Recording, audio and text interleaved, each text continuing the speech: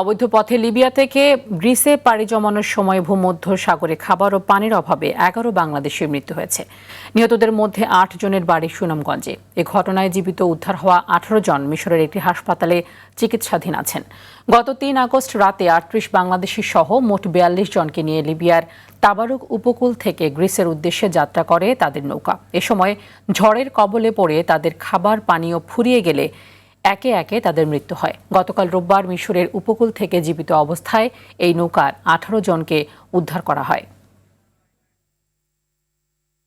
এই মুহূর্তে সুনামগঞ্জে শান্তিগঞ্জ থেকে সরাসরি যুক্ত হচ্ছেন সহকর্মী বিন্দু তালুকদার। বিন্দু, ভূমধ্য সাগরে 11 বাংলাদেশি নিহতের যে ঘটনা আমরা দেখছি, সেটি নিয়ে কি বলছেন নিহতদের স্বজনরা?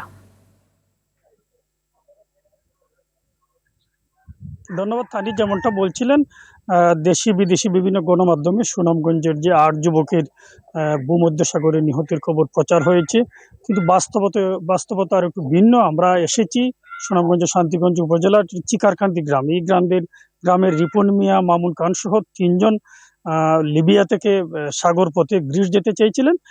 এরপর থেকে তারা নিখোঁজ রয়েছে বলে সামাজিক যোগাযোগ মাধ্যমে প্রচার হয়েছে গতকালকে থেকেই।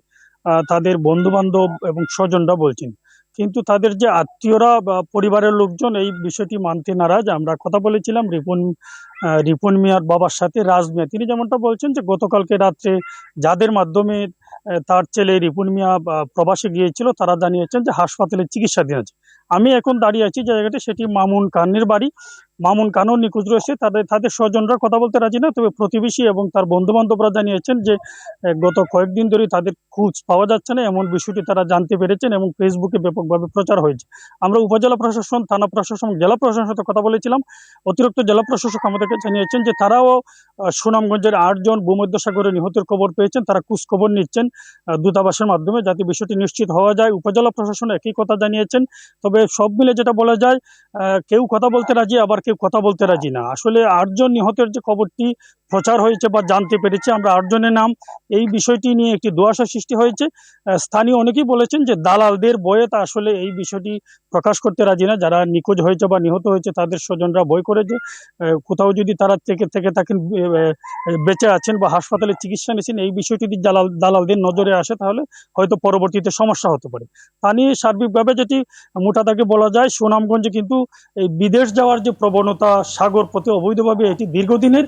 আমরা আরেকটু জানাতে চাই যে গেল মার্চ মাসে সুনামগঞ্জের একইভাবে ভূমধ্যসাগর পাড়ি দিয়ে গ্রিসে যাওয়ার পথে 12 যুবকের প্রাণহানি ঘটেছিল। এই ঘটনায় ধীরে জগন্নাথপুর থানায় পৃথক 2টি মামলা হয়েছে। এই ছিল সুনামগঞ্জের সর্বশেষ অবস্থা। তানি, ধন্যবাদ আপনাকে।